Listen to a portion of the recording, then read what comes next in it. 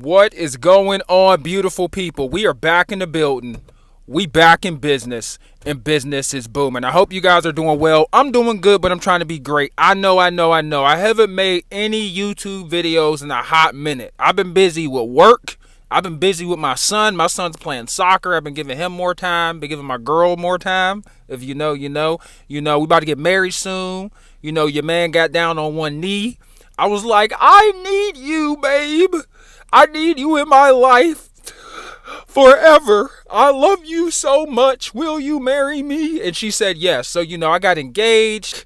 Work has been whooping that ass. It's my busy season, so things have been really turned up in my professional life. So I haven't had the time to make videos, but I got thousands, literally thousands of videos that you guys could have watched and you still can. So hopefully that held you guys over.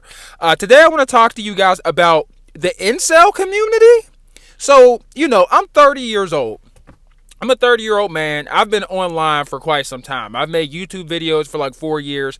I've been online as a user probably since I was like 14, like real heavy, like on YouTube mainly, on Reddit a little bit, and on Facebook, So I've seen a lot of the corners of the internet, so I thought. Right? I haven't seen it all because I just stumbled upon the incel community. Right? And I've heard the word incel be thrown around as an insult, and I just thought it was a dude that didn't get chicks or didn't get a lot of chicks. I didn't even know what it truly meant. Right? So it turns out, this word incel means involuntarily celibate. Right? And there's a whole community online. And it's mainly men, who are just severely sexually frustrated due to many reasons. It could be a height thing. It could be a looks thing. It could be a self-esteem thing. It could be whatever, right? Because we all have flaws. It's a flaw thing, flat out. Like, you guys get it. I'm going to cut straight to the mustard. So this community is like deep.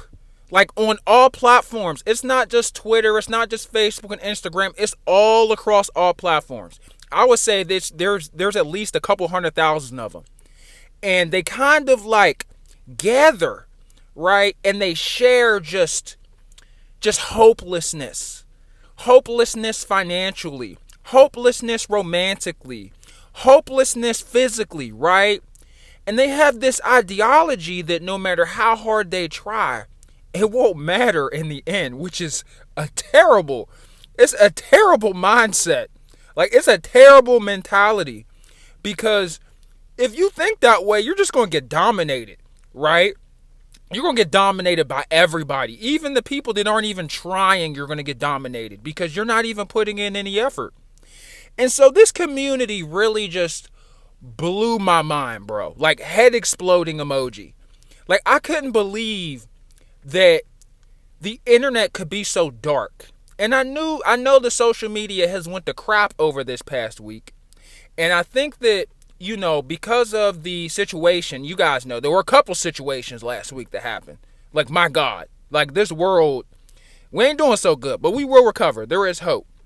But because the world has had so many unfortunate events happen at once, and because these events have been displayed in 4K on the internet at such a high volume, these communities have been amplified. And people are feeling frustration, hopelessness, all of the toxic emotions. People are feeling this way a lot more consistently.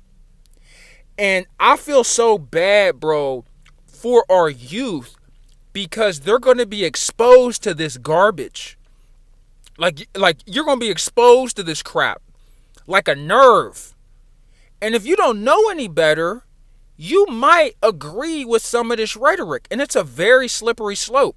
And once you go down it, it's damn near impossible for you to come back up unless you have a good mentor, or unless you have a good following, a person that you're following on social media to pull you out of it, somebody at your church, somebody in your family, maybe even a friend. You need somebody to pull you out of that cesspool from social media, because social media is turning into a cesspool.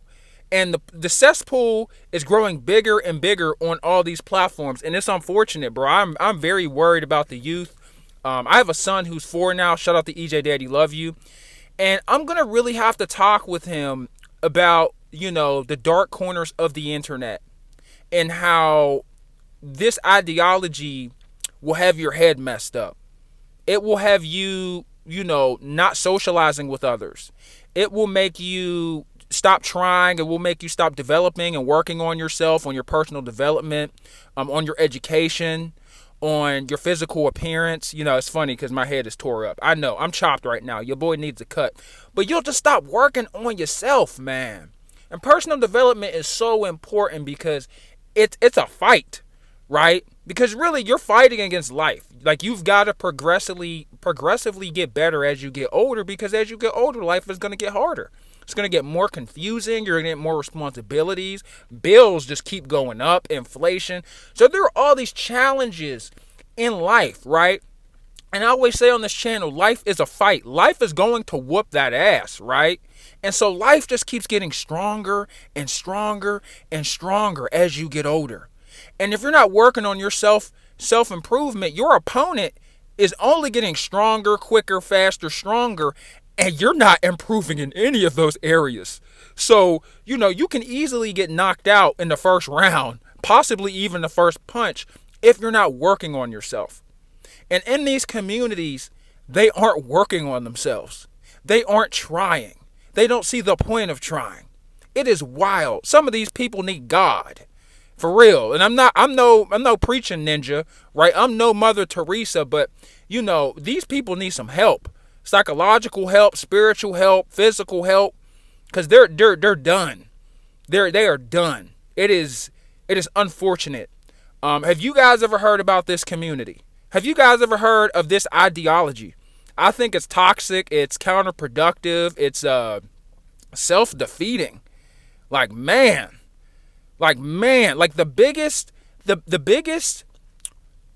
biggest problem in your life a lot of times is you.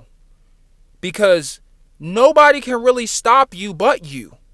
And if you have this toxic mindset, you're only going to be a problem. You'll never be a solution. And there's always time for you to turn things around in life. You can always redeem yourself. My best friend, shout out to that boy Ye. My best friend Ye had gotten addicted to Xanax and alcohol, right? And so did I. I'm going to be real. I got lost in the sauce when I was about 24 years old. I had my son, shout out to EJ, and he changed my life. He woke me up immediately, and I snapped out of it and got my stuff together.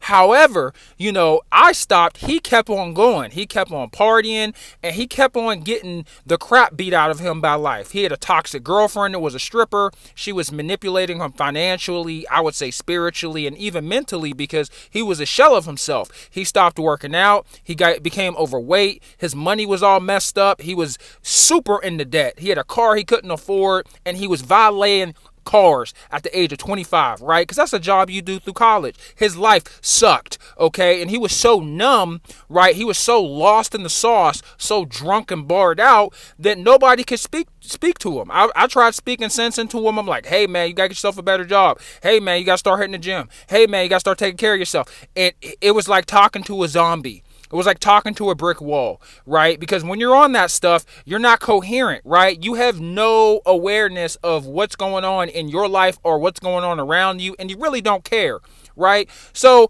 in my point of view, I would have every reason to drop him, right? Because I had stopped. My life was getting better. I had a son. Life kept on going for me. His, however, kept sliding backwards, right? And he wasn't really listening to my cries for help for him, right? And I could have easily turned my back on him, but that's the homie, like that's the boy. So I can't turn my back on him. And it looked like it was over for him. I'm gonna be real. It looked like it was curtains. If I had to bet money on if he was gonna turn his life around, I would bet my whole house that he was gonna be fucked. Excuse my language. But he somehow turned his life around. He got a high-paying job. He started working out. He went from being fat with bitch tits, excuse my language, to looking like He-Man, right? His physique is shitting on mine. I ain't even gonna lie. I can't even hate. Dude looking crazy yoked, jacked. I'm talking turning heads in the gym. Everywhere he go, people notice him type of jack, right? And he redeemed himself, bruh. He doesn't do Zans no more. He drinks occasionally. He looks well kept. He looks like a totally different person. You know, he has a girlfriend now that takes good care of him, that actually cares about him. She has her stuff together. She has a whole career, a whole business. He's got a nice apartment, a luxury apartment down south. You know, he moved and changed his whole life. It's like he's a totally different person. And it's beautiful for me to see.